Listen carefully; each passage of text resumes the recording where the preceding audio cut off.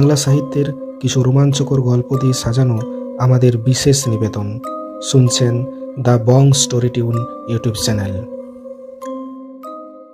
Professor শঙ্কুকে নিয়ে আমাদের আবেগের শেষ নেই। আমাদের অনেকেরই জীবন কেটেছে সত্যজিৎ রায়ের লেখা প্রফেসর শঙ্কুর বিভিন্ন ইনভেনশন নিয়ে, এবং তাকে নিয়ে লেখা গল্পগুলো পড়ে আমাদের সবসময় মনে হয়েছে এরকম ব্যক্তি যদি আমাদের এই ধরাভূমিতে বাস্তবে থাকতো তাহলে কতই না ভালো হতো। সব থেকে বেশি কষ্টের বিষয় হলো প্রফেসর শঙ্কুর অন্তর্ধান রহস্য, যেখানে হঠাৎ করে প্রফেসর শঙ্কু যেন কর্পূরের মতো উড়ে যান।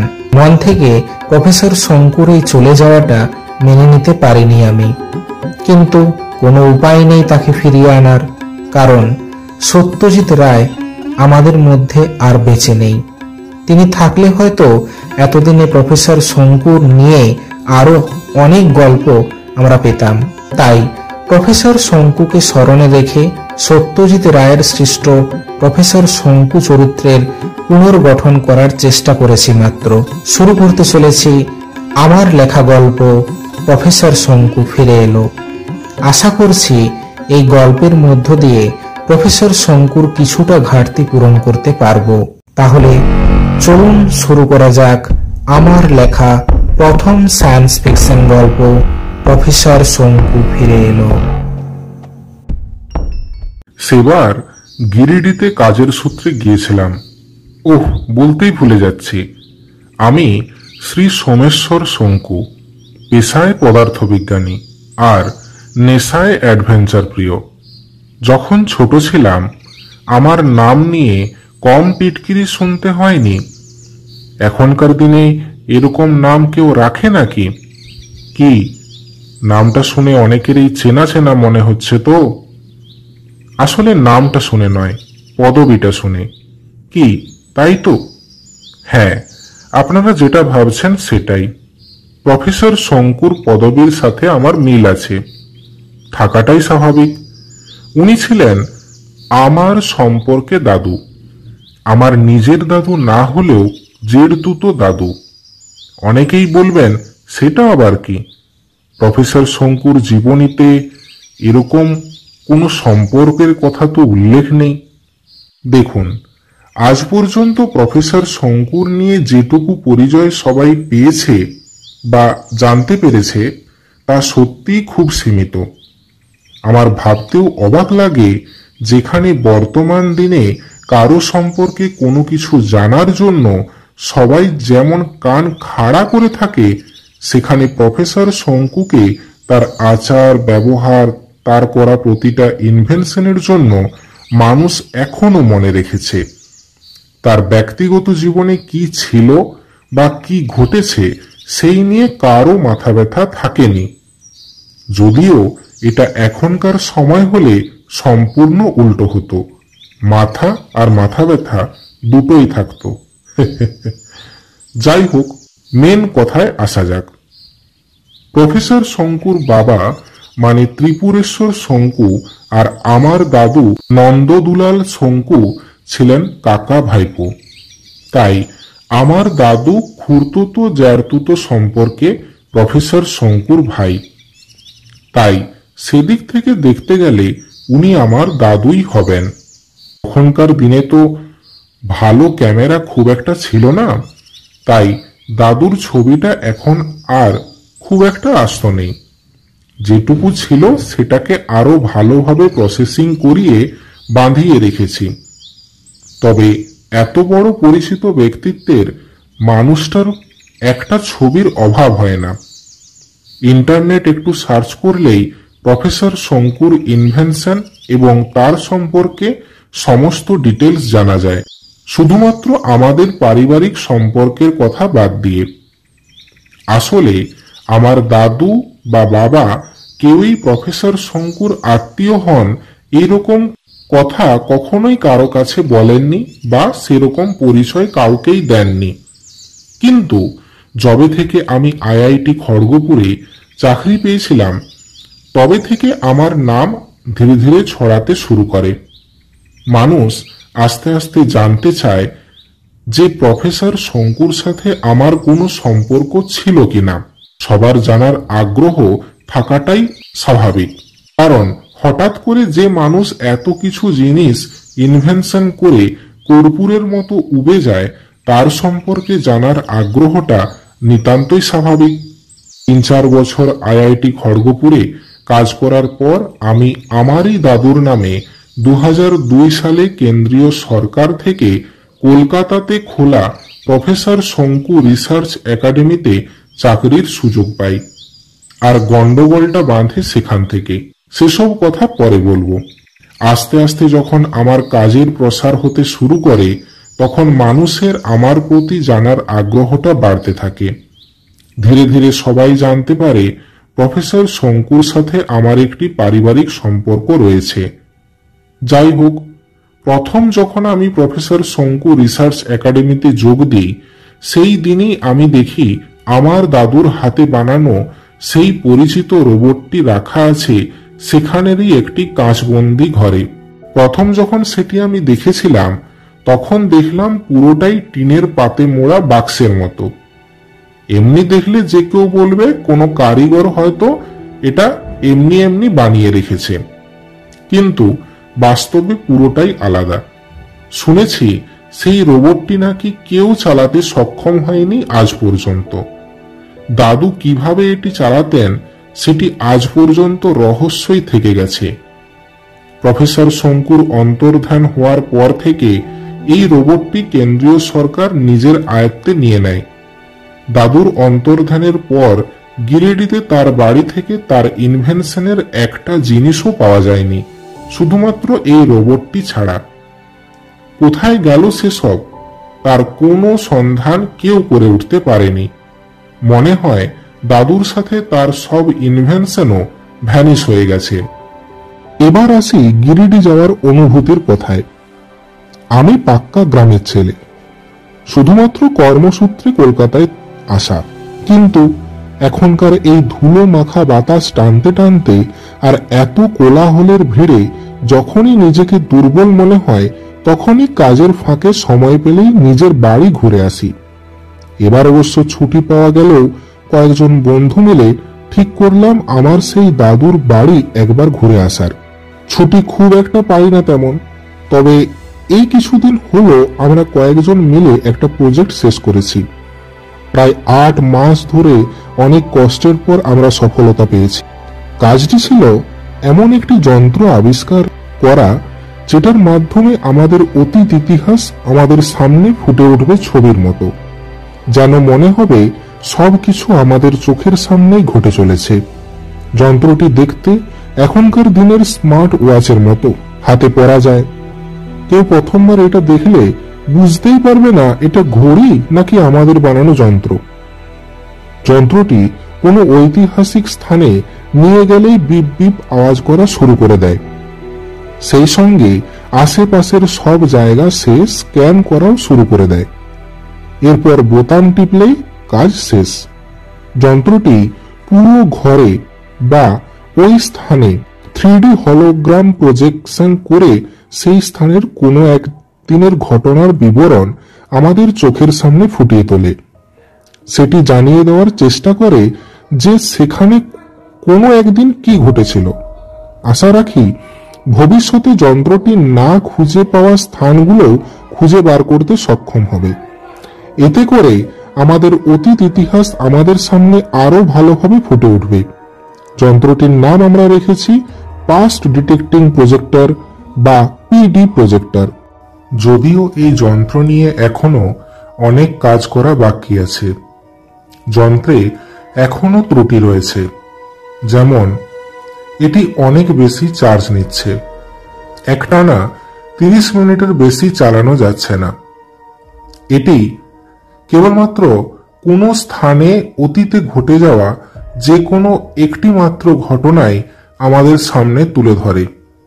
আমরা চাইলেই নিজের মতো করে দেখতে পারবো না কোনো এক বিশেষ দিনে কি ঘটেছিল। আরো একটি ঘাটতি এখানে রয়েছে, নির্দিষ্ট কোনো সুইচ এর মধ্যে নেই যার মাধ্যমে আমরা ইচ্ছে মতো যে কোনো সময়ের ঘটনা দেখতে পারি। তবে এইসব ত্রুটিগুলো চাইলেই ঠিক করা যাবে। আমার মনে হয় যন্ত্রটি তৈরি করাই বেশি চ্যালেঞ্জিং ছিল, না হলে তো এতদিনে অন্য কেউ বানিয়ে ফেলতে পারত। সেটা তো হয়নি। যাই হোক, এই ত্রুটিগুলো ঠিক করার দায়িত্ব আমার কাঁধেই এসে পড়েছে। দেখা যাক কতটা কি করতে পারি। এই তো কদিন আগে আমরা আমাদের যন্ত্রের ক্ষমতা কতটা তা দেখানোর জন্য মিডিয়া সহ হাজির হয়েছিলাম অজন্তার গুহায়। জায়গাটা সম্পর্কে বলার তেমন কিছু নেই, তাও একটু জানিয়ে রাখি। বিশ্ববিখ্যাত গুহার মধ্যে একটি হলো অজন্তা গুহা। অজন্তা গুহা ভারতের মহারাষ্ট্রের ঔরঙ্গাবাদ জেলা থেকে প্রায় 100 কিমি দূরে অবস্থিত। এখানে অনেকগুলি গুহা নিয়ে গঠিত হয়েছে এই অজন্তা গুহা। অজন্তা গুহা একটি বিশাল ঘোড়ার নাল আকারের একটি পাথরকে কেটে গুহাগুলি তৈরি করা হয়েছে। এখানে মোট 30টি গুহা রয়েছে। এই গুহার ভেতরে চিত্র, মূর্তি, শিল্পকলা দেখার জন্য মহারাষ্ট্রের পর্যটকদের একটি আকর্ষণ কেন্দ্র হয়ে উঠেছে। যাই হোক, এবার আসি আসল কথায়। সকলকে নিয়ে যখন গুহার ভেতরে প্রবেশ করলাম, তখন গুহার পরিবেশটা একদম শান্ত, নিরিবিলি। অনেক মানুষের ভিড় গতকাল পর্যন্ত এখানে ছিল, কিন্তু আজকের দিনটি ছিল সম্পূর্ণ অন্যরকম। আমরা আমাদের টিম আগে থেকেই ব্যবস্থা করে রেখেছিলাম। ওই গুহাতে আজ আমরা পরীক্ষা করব আমাদের যন্ত্র নিয়ে, তাই বাইরের কারো প্রবেশ নিষেধ ছিল। তাই আজ আমাদের টিম মেম্বার ও মিডিয়া ছাড়া আর কেউ সেখানে নেই। সম্পূর্ণ ব্যবস্থা করার পর যন্ত্রটির বোতাম যেই টিপলাম, তখনই সেটি বিপ বিপ আওয়াজ করতে করতে পুরো রুম স্ক্যান করতে আরম্ভ করে দিল। হঠাৎ যন্ত্রটি কাজ করা বন্ধ করে দিল। আমরা তো সবাই ভয় পেয়ে গেলাম। তাহলে কি আমাদের পরীক্ষা ব্যর্থ হয়ে যাবে? এভাবে 5টা মিনিট পেরিয়ে যাওয়ার পর যন্ত্র আবার আওয়াজ করল। অবশ্য এটা স্ক্যান করার শেষে যে আওয়াজ হয় সেই শব্দ। মুহূর্তের মধ্যেই সমস্ত গুহার ভেতরে 3D প্রজেকশন হওয়া শুরু হয়ে গেল। সবাই দেখতে পেলাম, একদিকে ওই গুহার ভেতরে কারিগররা পাথর ঠুকে ঠুকে মূর্তি আর দেয়ালের ছবি আঁকার কাজ করছে। আবার অন্যদিকে দেখলাম কিছু বৌদ্ধ ধর্মযাজকরা পুজো করছেন গৌতম বুদ্ধের মূর্তির সামনে। আরেকদিকে দেখলাম কোনো এক কারিগর পাথর কেটে তৈরি করছে গৌতম বুদ্ধের মূর্তি। মনে হচ্ছে যেন আমাদের সকলের সামনে ঘটনাগুলো ঘটে চলেছে। মনে হচ্ছে যখন এই কাজগুলো করা হচ্ছিল তখন আমরা সেখানেই উপস্থিত ছিলাম। কিছুক্ষণ পর দেখলাম ওই সমস্ত বৌদ্ধ ধর্মযাজকরা পুজো থামিয়ে একজন বৌদ্ধ ধর্মগুরু আসা মাত্রই, সম্ভবত ওই সমস্ত বৌদ্ধ ধর্মযাজকদের গুরু হতে পারেন তিনি, সবাই তাকে অভ্যর্থনা জানাচ্ছে। এইভাবে কখন যে 30 মিনিট কেটে গেল বুঝতে পারলাম না। যন্ত্রটি একটি আওয়াজ করতে করতে বন্ধ হয়ে গেল। সকলের হাততালিতে গোটা গুহা গমগম করতে লাগলো। সবাইয়ের মুখে এত প্রশংসা শুনব তা কখনো আমরা ভাবিনি। এই সফলতা আর প্রশংসা আমাদের 3 জনেরই সমান প্রাপ্য। 3 জন বলতে আমি, আমার সহকারী ডক্টর বিনয় মজুমদার এবং ডক্টর DN বোস। একদিকে মিডিয়ার লোকদের দ্বারা প্রশংসা শুনে আমরা সত্যিই মুগ্ধ হয়ে পড়েছিলাম। সেই সাথে তাদের ইন্টারভিউর প্রশ্নে আমরা আরেকদিকে জর্জরিত হয়ে পড়েছিলাম। কয়েকদিন সেখানেই এভাবে কাটার পর আমরা পুনরায় কলকাতাতে ফিরে আসি। প্রফেসর শঙ্কু রিসার্চ একাডেমি থেকে আমাদের 3 জনকেই পুরস্কৃত করা হয়, আর সেই সঙ্গে কটা দিনের ছুটিও পাওয়া যায়। তাই আমরা 3 জনে প্ল্যান করি গিরিডি যাবার। যেমন প্ল্যান তেমন কাজ। কিছুদিনের মধ্যেই আমরা গিরিডির জন্য রওনা দিলাম। গিরিডি বর্তমানে রয়েছে ঝাড়খণ্ডে। আমার দাদু মানে প্রফেসর শঙ্কুর বাড়িটি রয়েছে গিরিডির উসরি নদীর পাশে। শুনেছি জায়গাটা নাকি খুব সুন্দর প্রাকৃতিক পরিবেশে ঘেরা। শিয়ালদা স্টেশন থেকে আমরা বালিয়া এক্সপ্রেস করে দুপুর 1:40 রওনা দেব, এটাই স্থির হলো।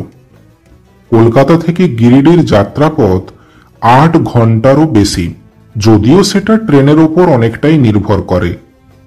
সবাই মিলে দেখলাম ওই সময়টায় যাওয়াটাই আমাদের ঠিক হবে। অন্য সময় আমার বাকি দুজন সহকারীদের অসুবিধা থাকছিল। তাছাড়া 1:40 ট্রেনে গেলে আমরা পৌঁছাবো রাত 10টায়। আবহাওয়া তখন ঠান্ডা, আর রাতের মধ্যে গন্তব্যস্থলে পৌঁছে যেতেও পারবো। তাই ওই সময়ে যাওয়াটাই ঠিক হলো। ট্রেন সন্ধে 6:30 মধুপুর জাংশনে পৌঁছাবে। সেখান থেকে আরো অন্য ট্রেন করে মধুপুর জাংশন থেকে গিরিডির পথে রওনা হব। এভাবেই ভাবনা চিন্তা করা হয়েছিল, যদিও সবসময় আমাদের ভাবনা চিন্তার সাথে বাস্তবটা মেলে না। এক্ষেত্রেও তাই হলো। মধুপুর জাংশনে পৌঁছানোর পর জানতে পারলাম ট্রেন 1 ঘন্টা লেট আছে। অগত্যা কি আর করার আছে। প্রায় 1 ঘন্টা স্টেশনেই আমরা 3 জন কাটালাম। এখানে বলা ভালো, আমি সেই যন্ত্র এবং আমার ল্যাপটপটা নিতে ভুলিনি। ভেবেছি যদি একটু টাইম পাই তবে যন্ত্রটার উপর কাজ করব। প্রথমে ওর চার্জটা নিয়ে ভাবতে হবে, ব্যাটারি ক্যাপাসিটি বাড়াতে হবে। সেই সঙ্গে অবশ্য আর একটা জিনিসও রয়েছে, আর সেটি হলো প্রফেসর শঙ্কুর একটি ডায়েরি। কোনো এক সময় আমার দাদু প্রফেসর শঙ্কুর সাথে দেখা করেছিলেন এবং তার স্মৃতিস্বরূপ সেই ডায়েরি তিনি আমার নিজের দাদুকে দিয়েছিলেন। সেটা অবশ্য প্রফেসর শঙ্কুর অন্তর্ধান হওয়ার কিছুদিন আগেকার ঘটনা। আমার দাদুকে চিঠি মারফত ডেকে পাঠানো হয় প্রফেসর শঙ্কুর বাড়িতে এবং এই ডায়েরিটি তাকে দেওয়া হয়। এরকম প্রফেসর শঙ্কু কেন করেছিলেন এতদিন পর, বা কেন আমার দাদুর সাথে দেখা করতে চেয়েছিলেন, সেই সম্পর্কে কোনো কিছু জানা যায়নি। সেই ডায়েরির ভেতরে কি আছে সেটা নিয়ে পরে বলবো। যাই হোক, স্টেশনে বসে থাকতে থাকতেই মজুমদার বাবু বললেন, কি মশাই, একটু সিঙ্গাড়া টিঙ্গাড়া খাওয়া হবে নাকি? অনেকদিন তো এসব খাওয়া হয়ে ওঠেনি।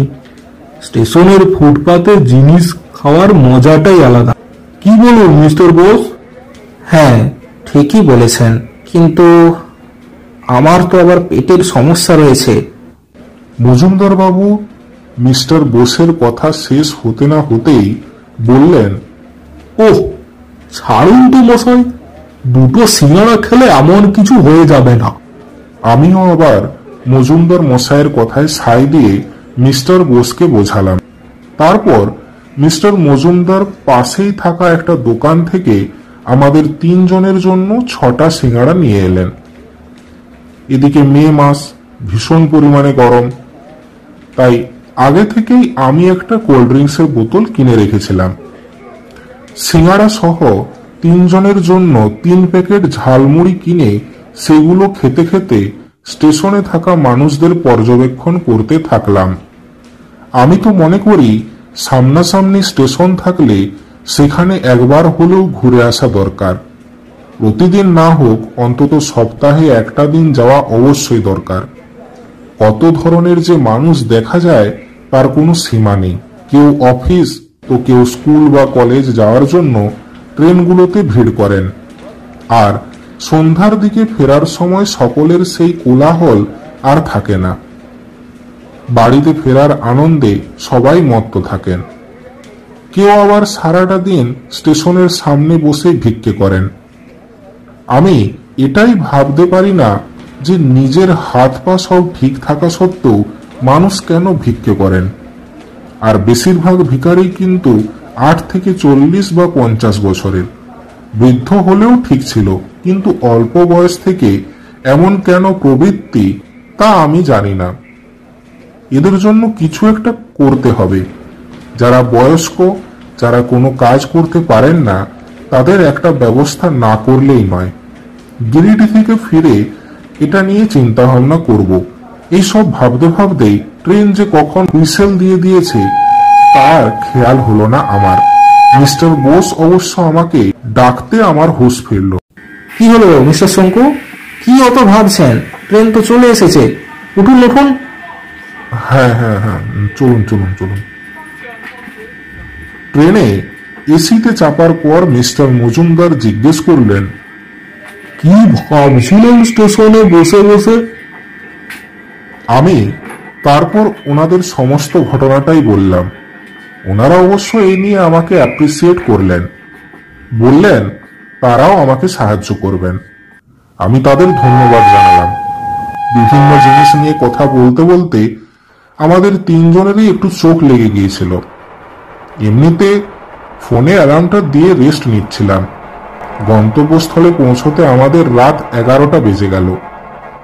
সেখানে পৌঁছে দেখি স্টেশনে লোকের ভিড় ক্রমশ কমে আসছে। অবশ্য গাড়ির অভাব ছিল না সেখানে।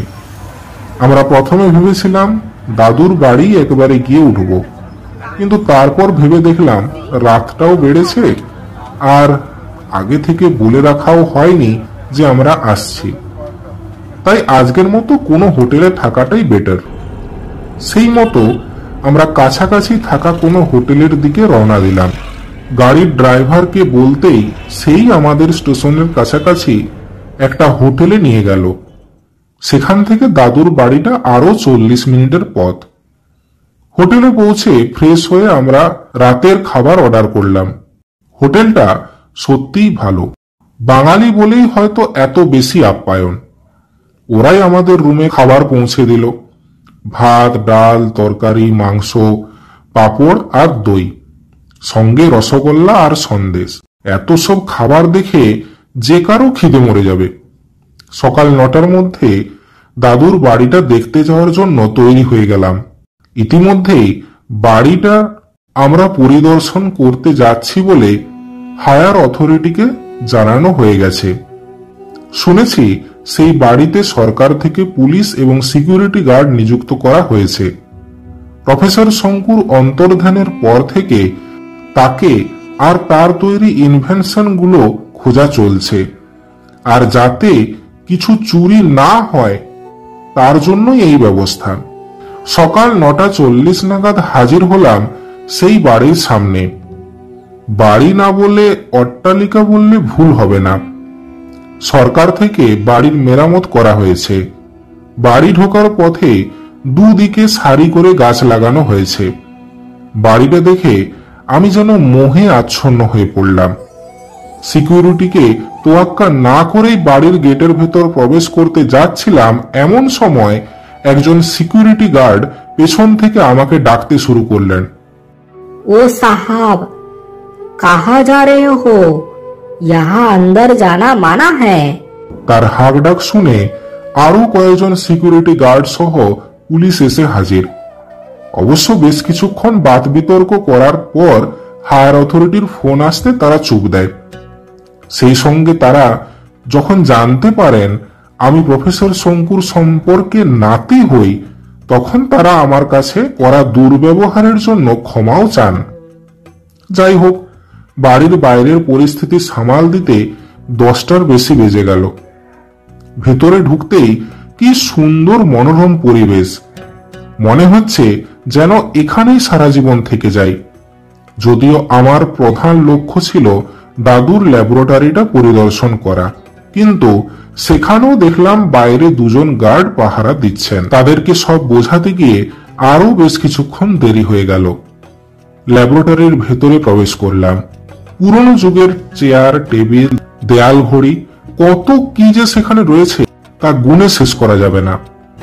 দেখে মনে হচ্ছিল সেই টেবিলগুলোর উপর বিভিন্ন ধরনের যন্ত্র নামানো ছিল কোনো এক সময়, কিন্তু আজ তার একটিরও অস্তিত্ব নেই। মনে হচ্ছিল একদিন দাদু হয়তো এই চেয়ারে বসেই নিজের সব থিসিস পেপারের কাজ করতেন। হয়তো এই টেবিলের ওপরেই চলতো তার বিভিন্ন ধরনের এক্সপেরিমেন্ট। সেখানে কয়েকটি জীর্ণ আসবাবপত্র ছাড়া এখন আর কিছুই নেই। আমার দুজন সহকারী বেশ কিছুক্ষণ ঘোরাফেরা করার পর বাইরে বেরিয়ে আসতে চাইল, কিন্তু আমি যেন কোনো এক আকর্ষণের কারণে ওখানেই স্থির হয়ে দাঁড়িয়ে সবকিছু দেখতে লাগলাম। বেশ কিছুক্ষণ পর আমার হুঁশ ফিরতেই তারা দুজনেই বললেন, কি শঙ্কু বাবু, এতক্ষণ ধরে যে ডাকছি, চলুন চলুন চলুন বাইরে চলুন। হ্যাঁ হ্যাঁ, চলুন চলুন বাইরে চলুন। এখন এখানে কি করছেন? চলুন, অন্যান্য ঘরগুলো তো দেখতে হবে নাকি? আমার পা যেন বাইরে যেতেই চাইছে না, আর মন বলছে এখানে এমন তো কিছু নিশ্চয়ই আছে যার কারণে এত মোহে আমি আটকে পড়েছি। বেশ কটা দিন আমরা এখানে থাকার পরিকল্পনা করলাম, সেই মতো এখানে থাকার ব্যবস্থাও হয়ে গেল। সিকিউরিটি গার্ড সহ কেয়ারটেকার আমাদের অনেক সহায়তা করলেন এবং সেই সাথে রান্নার একজন লোকের ব্যবস্থাও করে দিলেন। নাম দিগ্বিজয় সিং। সিং টাইটেল হলেও তিনি বাঙালি খাবার রান্না করতে একদম দক্ষ। তাকে জিজ্ঞেস করাতে তিনি বললেন, साहब जी, मैं पश्चिम बंगाल में बहुत दिन रह चुका हूँ। 3-4 साल तक मैं कलकत्ता में काम कर रहा था, वही मैं सब काम सीखा हूँ। ওনার হাতের রান্না খেলে মনেই হবে না যে কোনো অবাঙালির হাতের রান্না খাচ্ছি। 2-3 দিন যে কি করে কেটে গেল তা বোঝাই গেল না। সকাল 6টায় ঘুম থেকে উঠে আমরা প্রাতঃ ভ্রমণে বের হচ্ছিলাম। সকালের হাঁটাহাঁটির পর ব্রেকফাস্ট, তারপর আমাদের যন্ত্র নিয়ে কাজ করা। দুপুরে আবার স্নান খাওয়া দাওয়া সেরে ভাত ঘুমটা না দিলে শরীরটা যেন ম্যাজম্যাজ করে ওঠে। যদিও আমরা যখন কাজের মধ্যে থাকি তখন ঘুমেরও সময় থাকে না, কিন্তু ফাঁকা সময় অবশ্যই দুপুরে ভাত ঘুমটা আমাদের দেওয়া চাই। বিকেল বেলায় ঘুম থেকে উঠে বাজারের দিকে তিনজনই ঘুরতে যাচ্ছিলাম। আজ হঠাৎ কি মনে হলো উসরি নদীর দিকে যাওয়া যাক। তিনজনে নদী যাওয়ার পথে পা বাড়ালাম। স্থানীয় বাসিন্দাদের কাছ থেকে শুনলাম আগেকার মতো এখন আর নদীতে সেরকম গতিপথ লক্ষ্য করা যায় না। তাও যেটুকু তার গতিপথ লক্ষ্য করলাম তাও মনকে যেন অনেকটা শান্ত করে দিল। মনে মনে ভাবলাম, একসময় দাদু হয়তো এই নদীর পাড়ে এসে বসতেন, হয়তো কত গভীর চিন্তা তার মাথার মধ্যে চলত। হয়তোবা এই নদীর পাড়ে বসেই তিনি তার কত যন্ত্র আবিষ্কার করেছিলেন। নদীর চারধারে কত বড় বড় গাছ সারি বেঁধে রয়েছে, সেই গাছের ওপরে কত ধরনের পাখির শব্দ শোনা যাচ্ছে। সবে মিলে এক মনোরম শান্ত পরিবেশের সাক্ষী থাকছি আমরা তিনজন। ধীরে ধীরে যখন পশ্চিম আকাশে সূর্য ডুবতে শুরু করলো তখন মিস্টার মজুমদার বললেন, ও শঙ্কু বাবু, চলুন এবার বাড়ি ফিরে যাক।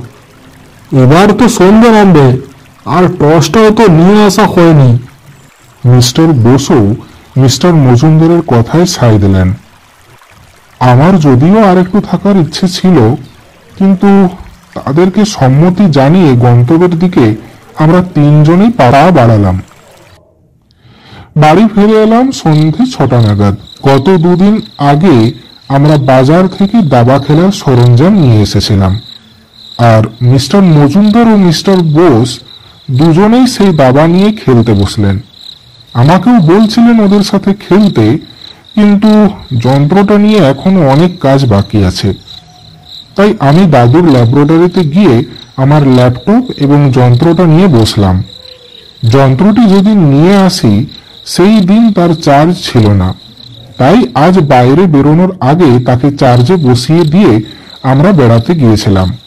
কিন্তু ল্যাবরেটরিতে ঢোকার সাথে সাথেই যখনই যন্ত্রটি অন করি তখনই সেটি বিপ বিপ আওয়াজ করে গোটা ঘর মাথায় করে তোলে। সেই আওয়াজের তীব্রতা পাশের রুমে থাকা মিস্টার মজুমদার ও মিস্টার বোসের কাছেও গিয়েছে। তারা তড়িঘড়ি দাবা খেলা ছেড়ে ল্যাবরেটরির দিকে দৌড়ে আমার কাছে পৌঁছালেন। দুজনেই একসাথে প্রশ্ন করলেন, কি হলো ডক্টর শঙ্কু? কি হলো এত তীব্র আওয়াজ কেন? কি হলো? যন্ত্রটা কি খারাপ হয়ে গেল নাকি? কিছুই তো বুঝে উঠতে পারছি না। এই তো অন করলাম যন্ত্রটা, চার্জ শেষ হয়ে গেল নাকি ওভার চার্জ হয়ে গেল নাকি কে জানে। চার্জ শেষ হয়ে গিয়েছিল বলে ঘুরতে যাবার আগে সেটাকে চার্জে বসিয়ে গিয়েছিলাম, কিন্তু এখন তো কিছুই বুঝতে পারছি না। আমার মনটা ভীষণ খারাপ হয়ে গেল। একে তো যন্ত্রটার এত সমস্যা, তারপরে আবার যদি সেটা খারাপ হয়ে যায় তাহলে সেটা আরো সারাতে অনেকগুলো দিন চলে যাবে। এই সব ভাবতে থাকলাম। এদিকে মিস্টার মজুমদার আমার মনের অবস্থা বুঝতে পেরে বললেন, ও মশাই, ছাড়ুন না, এখন চলুন মন দিয়ে দাবাটা খেলা যাক। দাবা খেলে নিজের মাইন্ডটাকে একটু ফ্রেশ করে নিন, পরে এটা নিয়ে ভাবা যাবে। চলুন। তাই চলুন, কি আর করা যাবে। মন খারাপ করে যন্ত্র এবং ল্যাপটপটা আমি আমার রুমে রেখে দিয়ে এলাম। মিস্টার মজুমদারের সাথে দুবার আর মিস্টার বোসের সাথে দুবার খেললাম। খেলার মধ্যে ওই একটা জিনিসে আমার ভালো লাগে, সেটা হলো দাবা। ছোট থেকে দাবা খেলায় যথেষ্ট পারদর্শী আমি। যাই হোক, খেলা শেষ হতে হতে রাত 9টা বেজে গেল। রাতের ডিনারের জন্য সিং সাহেব আমাদের জন্য রুটি, আলুর দম আর পাঁঠার মাংস রান্না করেছেন। কিছু হোক বা না হোক, কটা দিন ঘুরতে এসে আমাদের খাওয়া দাওয়াটা মন্দ হচ্ছে না। খাওয়া দাওয়া শেষ করে আমরা যে যার রুমে যখন শুতে যাই তখন ঘড়িতে বাজে রাত 10:30। রাতে যখন ঠিক 12টা, তখন হঠাৎ ঘন্টা বাজার শব্দে আমার ঘুম ভেঙে গেল। হ্যাঁ, শব্দটা তো ল্যাবরেটরি থেকেই আসছে, কিন্তু ওখানে তো ঘড়ি বলতে সেই পুরনো যুগের একটা ঘড়ি দেওয়ালে টাঙানো আছে, সেটাই তো দেখেছিলাম। এত রাতে বন্ধ হয়ে যাওয়া ঘড়ি থেকে ঘন্টার আওয়াজ। সেখানে গিয়েই দেখা যাক। মিস্টার মজুমদার ও মিস্টার বোসের ঘুম অনেক গভীর, তাই তাদের বোধহয় ঘুম ভাঙেনি। বাইরে কোনো আলো জ্বলেনি। অগত্যা নিজের ফোনের টর্চ জ্বালিয়ে ল্যাবরেটরির ভিতরে প্রবেশ করলাম। ঘরের লাইট জ্বালাতেই দেখলাম, হ্যাঁ, ঠিক যা ভেবেছি তাই। এতদিনের পুরনো বন্ধ হয়ে যাওয়া ঘড়িটা আবার চলতে শুরু করেছে। কিন্তু কি করে? আমার যতদূর মনে পড়ছে, এই ঘড়ি তো বন্ধ অবস্থাতেই দেখেছিলাম। তাহলে আজ হঠাৎ? ওখানে কিছুক্ষণ দাঁড়িয়ে থেকে ঘড়িটি পর্যবেক্ষণ করা শুরু করলাম। এতদিন ঘড়িটাকে এত ভালোভাবে লক্ষ্য করিনি। আজ দেখলাম ঘড়িটা আগেকার যুগের পেন্ডুলাম ঘড়ির মতোই দেখতে, কিন্তু ঘড়িটি কোন কোম্পানির তৈরি তা বুঝতে পারলাম না। বড় একটি কাঁচের বাক্সের ভেতরে ঘড়িটি রাখা আছে। ঘড়িটি দেখে মনেই হচ্ছে না সেটা কোনো সময় বন্ধ ছিল বলে। নিজের ফোনের সময়ের সাথে মিলিয়ে দেখলাম একদম পারফেক্ট টাইম, 12:05। সকাল হলে ঘড়িটা দেয়াল থেকে নিচে নামাতে হবে। ঘড়িটাকে অনেকক্ষণ দেখার পরেও কিছু বুঝতে না পেরে নিজের রুমে এসে শুয়ে পড়লাম। আজ সকালে তাড়াতাড়িই উঠেছিলাম, কিন্তু সারা রাত ওই ঘড়ির কথা ভেবেছি। ভাবতে ভাবতে আজ আর মন চাইল না প্রাতঃভ্রমণে যাওয়ার জন্য। মিস্টার মজুমদার ও মিস্টার বোস আমাকে প্রাতঃভ্রমণে যাওয়ার জন্য ডাকতে এসেছিলেন, কিন্তু রাতের ঘটনা তাদেরকে বলতেই তারাও আর সকালে হাঁটতে বেরোলেন না। তারা দুজনেই বললেন তারাও ওই ঘড়িটি দেখতে চান। তাই তিনজনে মিলে দেয়াল থেকে ঘড়িটি নামাবার ব্যবস্থা করলাম। আস্তে আস্তে নামাতে হবে। এতদিনের পুরনো জিনিস একটু অসাবধান হলেই সব শেষ।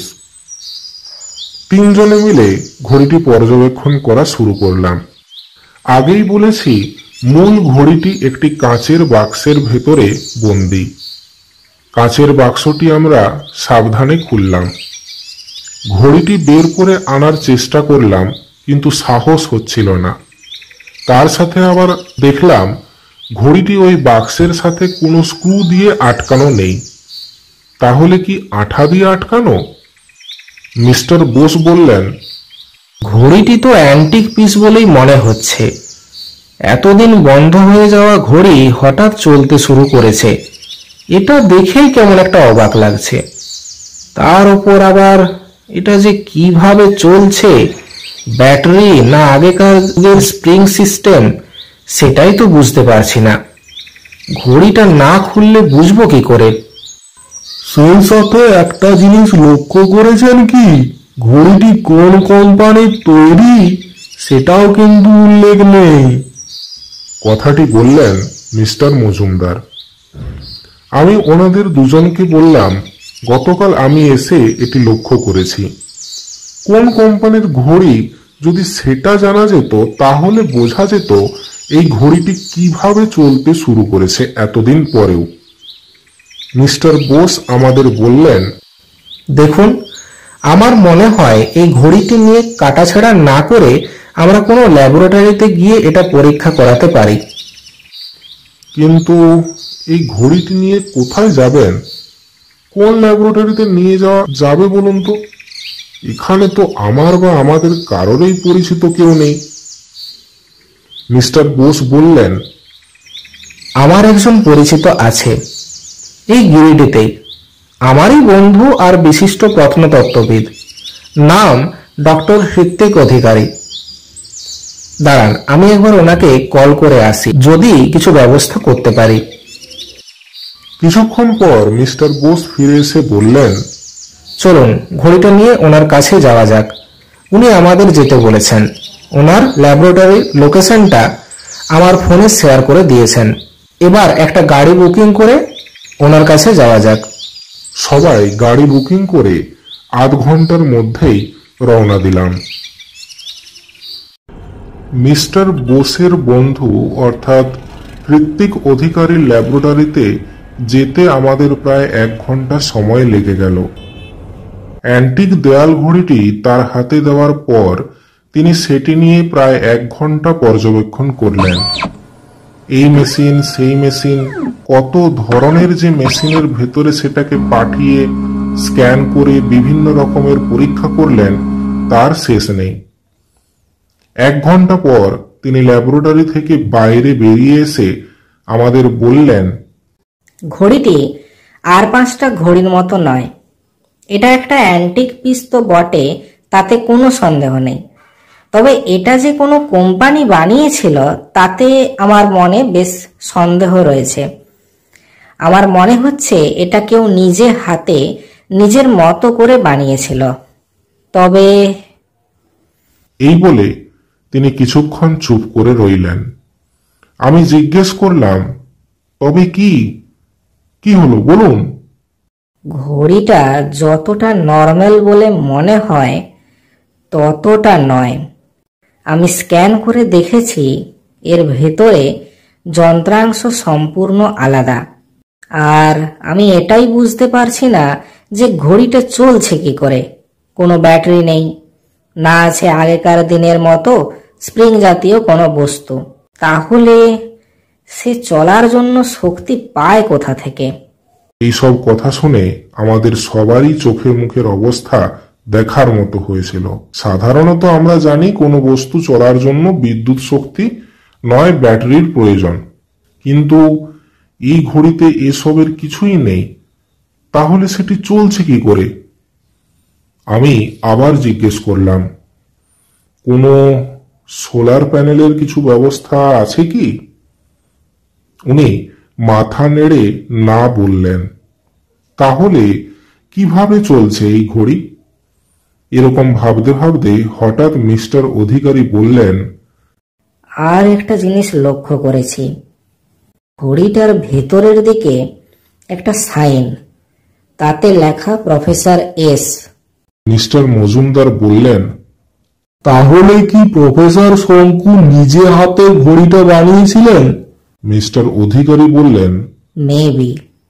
আরো বেশ কিছু টেস্ট করেছি, সেগুলোর রিপোর্ট 2-1 দিনের মধ্যেই চলে আসবে। সেগুলো এলেই আমি আপনাদের খবর পাঠাচ্ছি। অগত্যা বাড়ি ফিরে আসা ছাড়া আমাদের আর কোনো উপায় থাকলো না। ঘড়িটার রহস্য উদ্ঘাটন করতে আমরা গিয়েছিলাম, কিন্তু মনে হচ্ছে রহস্য উদ্ঘাটন তো হলোই না, বরং আরো বেশি রহস্যে জড়িয়ে গেল।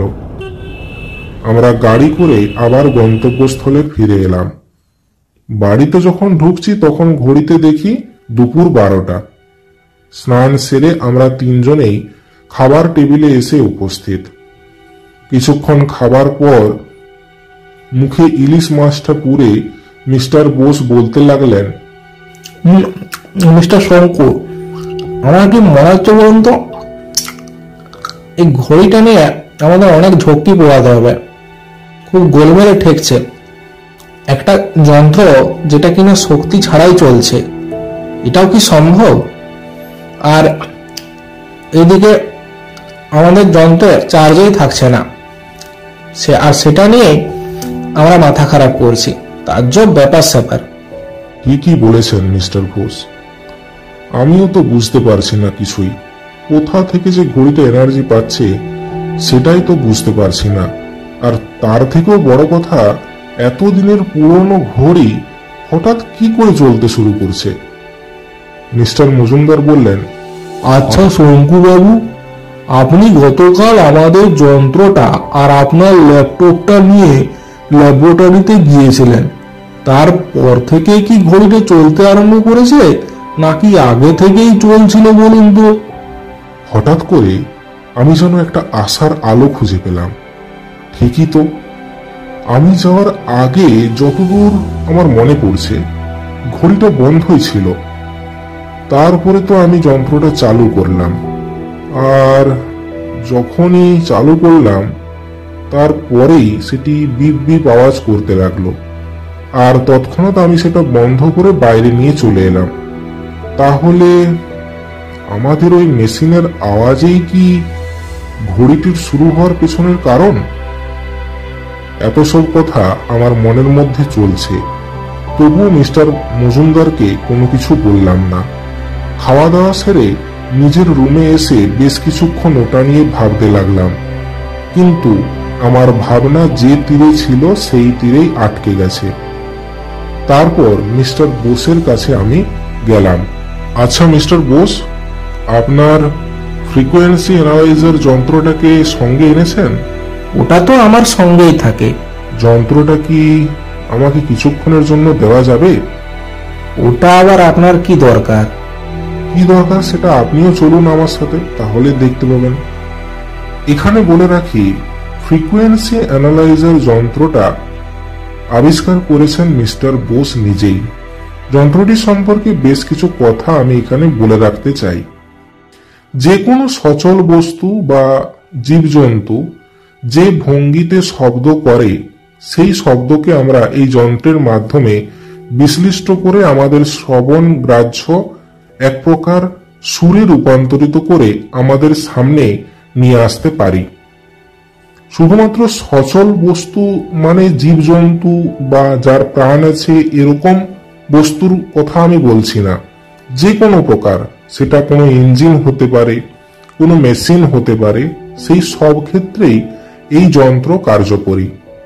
এমন অনেক যন্ত্র বা বস্তু আছে যার আওয়াজ আমরা আমাদের কানের মাধ্যমে শুনতে পাই না। এই যন্ত্র সেই সব যন্ত্র এবং বস্তুদের আওয়াজকে অ্যানালাইজ করে আমাদের শ্রবণ গ্রাহ্য করে তোলে এবং একটা সুন্দর ছন্দের মাধ্যমে আমাদের সামনে তুলে ধরে।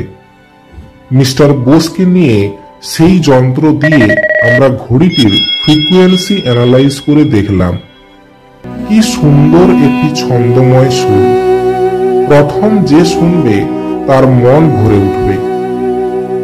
এবার কেন জানি না আমার মনে হলো আমাদের যন্ত্রটার একবার ফ্রিকোয়েন্সি অ্যানালাইজ করা দরকার। সেদিনের পর থেকে যন্ত্রটি আর অন করিনি, তাই মনের মধ্যে একটু ভয় হচ্ছিল যন্ত্রটা অন করা নিয়ে। তবে মনে ভয় নিয়েই যন্ত্রটি অন করলাম। দেখলাম দিব্যি কাজ করছে। সেদিনের মতো আর কোনো বিকট আওয়াজ শুনতে পেলাম না। মিস্টার বোসের যন্ত্রের সহায়তায় তারও ফ্রিকোয়েন্সি অ্যানালাইজ করে দেখলাম। কি আশ্চর্য, ঘড়ির ফ্রিকোয়েন্সির সাথে আমাদের যন্ত্রের ফ্রিকোয়েন্সি 85% ম্যাচ করছে। এটা কি করে সম্ভব? তাহলে কি ঘড়িটি আমাদের যন্ত্রের ফ্রিকোয়েন্সি ম্যাচ হওয়ার কারণেই চলতে শুরু করেছে? তার মানে কি এই ঘড়ি চালানোর জন্য এই ফ্রিকোয়েন্সির দরকার ছিল? তাহলে সে শক্তি পাচ্ছে কোথা থেকে? এতগুলো প্রশ্ন আর একটারও উত্তর জানা নেই। সন্ধে 7টার পর মিস্টার অধিকারী মিস্টার বোসকে ফোন করে জানালেন রিপোর্ট চলে এসেছে, আর রিপোর্ট থেকে এটাই বোঝা যাচ্ছে যে ঘড়িটির পেছনে একটি ইলেকট্রনিক্স যন্ত্র লাগানো আছে, যেটা বোধহয় পরিবেশ থেকে টেম্পারেচার নিচ্ছে এবং নিজে থেকেই চলছে। বাহ, ওয়ান্ডারফুল! এমন একটি যন্ত্র যেটা পরিবেশ থেকে টেম্পারেচার নিচ্ছে আর সেটাকে এনার্জিতে কনভার্ট করে নিজের শক্তির খরচ চালাচ্ছে। দারুণ তো! আমি শিওর এটা প্রফেসর শঙ্কুই বানিয়েছেন। কথাগুলো বললেন মিস্টার মজুমদার। আমি মুখে কিছু না বললেও মনে মনে খুব গর্ব অনুভব করলাম দাদুকে নিয়ে। এত তীক্ষ্ণ বুদ্ধি, যা আজ পর্যন্ত কেউ করে দেখাতে পারেনি, তা দাদু কয়েক দশক আগেই করে ফেলেছেন। আর আমার মনে হয় আমাদের যন্ত্র এই হাই এনার্জির প্রেজেন্স উপলব্ধি করার জন্যই এত জোরে বিপ করছিল। দাদুর এই একটা প্রজেক্ট ওয়ার্ক তার প্রতি আমার শ্রদ্ধাকে আরো বাড়িয়ে দিল। এতদিন আগেকার মানুষের ব্রেন যে এত তীক্ষ্ণ হতে পারে তা আমার কল্পনার বাইরে ছিল। আমি এখন এটাই ভাবছি তার তৈরি করা বাকি আবিষ্কারগুলো কতই না কার্যকরী ছিল, কিন্তু কোথায় গেল সেসব আবিষ্কার? তার কোনো খোঁজ নেই। এইসব ভাবতে ভাবতে হঠাৎ মনে পড়ে গেল আমার সাথে তো দাদুর ডায়েরিটা রয়েছে। কেন তিনি সেটি আমার দাদু শ্রী নন্দদুলাল শঙ্কুকে দিয়েছিলেন সেটাই এখন ধোঁয়াশার মধ্যে আছে। সেটা পড়ে কি কোনো লাভ হবে? দেখাই যাক না ডায়েরিটা পড়ে। রাত্রেবেলায় ডিনার শেষ করে ডায়েরিটা নিয়ে বসলাম। এতদিন আগেকার জিনিস, প্রতিটা পাতা হলদে হয়ে নষ্ট হতে বসেছে। আমি আস্তে আস্তে একটার পর একটা পাতা উল্টাতে লাগলাম। কিছু কিছু বুঝলাম, আবার কিছু কিছু না বোঝার মধ্যেই রয়ে গেল। যেটুকু বুঝলাম তার মর্ম এই যে প্রফেসর শঙ্কু টাইম মেশিন বানানোর ওপর কাজ করছিলেন। তিনি আদৌ সেটাতে সফল হয়েছিলেন কিনা তাতে সন্দেহ আছে। আর সেই সাথে তার ডায়েরিতে অনেক ধরনের যন্ত্রের ডায়াগ্রাম। সেগুলো যে কি বা কি কাজে লাগে তা তিনি ব্যাখ্যা করে যাননি। ডায়েরিতে আরো একটা জিনিস লক্ষ্য করলাম, সেটা হলো তিনি এমন একটা ড্রেস আবিষ্কার করতে যাচ্ছিলেন যেটা কোনো বুলেটের আঘাত বা কোনো ব্যক্তির আঘাতের এনার্জিটা পুরোপুরি নিজের মধ্যে টেনে নিয়ে সেটার 10 গুণ শক্তি বাড়িয়ে প্রতিপক্ষের ওপর প্রয়োগ করা যাবে। ঠিক যেমন পৌরাণিক কাহিনীতে বিভিন্ন দানবদের কথা আমরা শুনেছিলাম, যারা একজনের সমস্ত শক্তিকে শুষে নিয়ে সেটাকেই প্রতিপক্ষের সাথে লড়াইয়ের জন্য ব্যবহার করত। কিন্তু তিনি সেটাতে কি আদৌ সফলতা পেয়েছিলেন? মনের মধ্যে এত প্রশ্ন ঘুরপাক খাচ্ছে, কিন্তু একটারও উত্তর খুঁজে পাচ্ছি না। এত সব প্রশ্নের ভিড়ে মাথা পুরো খারাপ হয়ে যাওয়ার প্রবণতা দেখা দিচ্ছে। পুরো ডায়েরিতে এত রকমের জিনিসের ইনভেনশনের কথা লেখা আছে যেগুলো পড়লে যে কোনো মানুষের চক্ষু চড়ক গাছ হয়ে যাবে। সেগুলো নিয়ে পরে কোনো এক সময় বলবো। এত সব চিন্তা মাথায় নিয়ে সারা রাত আমার ভালো ঘুম হলো না। ভোর 4টের দিকে উঠে পড়লাম। তারপর ল্যাবরেটরির দিকে পা বাড়ালাম। ল্যাবরেটরির দরজাটা খুলতেই আমার সামনে সেই ঘড়িটি আমার দিকেই যেন তাকিয়ে আছে এমন মনে হতে লাগলো। ল্যাবরেটরিতে যখন প্রবেশ করলাম তখন সেটি 4 নম্বর ঘন্টার আওয়াজ সবেমাত্র শেষ করেছে। কিছু ভালো লাগছে না। কয়েকদিন ছুটি কাটাবো ভালো করে এটা ভেবেই এখানে এলাম, আর তার জায়গায় একটা রহস্য এসে পুরো মাথাটাই ঘেটে ঘ করে দিয়েছে। এই জট না খুলতে পারা পর্যন্ত আমার স্বস্তি নেই। প্রফেসর শঙ্কু কি আদৌ নিজের মাথার ভেতরে ঘটে চলা রহস্যের সমাধান করতে পারবেন? তিনি কি আদৌ খুঁজে পাবেন ঘড়ির আসল রহস্য কি? তিনি আদৌ কি খুঁজে পাবেন প্রফেসর শঙ্কু কোথায় গেল? কোথায় গেল তার ইনভেনশন? ডায়েরির মধ্যে থাকা এত সব ইনভেনশন গেলই বা কোথায়? এই সবের উত্তর কি আদৌ জানতে পারবেন প্রফেসর শঙ্কু? প্রফেসর ত্রিলোকেশ্বর শঙ্কুর লেখা এই শেষ ডায়েরির একটা ইনভেনশনও কি অস্তিত্ব আছে এখনো? এই সব প্রশ্নের উত্তর আমরা পরবর্তী পর্বে জানব। আজ আমার গল্পের প্রথম পর্বের এখানেই সমাপ্তি ঘোষণা করলাম। পরবর্তী পর্বে এই সমস্ত প্রশ্নের থেকে পর্দা উদ্ঘাটন করা হবে। তাহলে দেখতে থাকুন আমার লেখা প্রথম সায়েন্স ফিকশন গল্প প্রফেসর শঙ্কু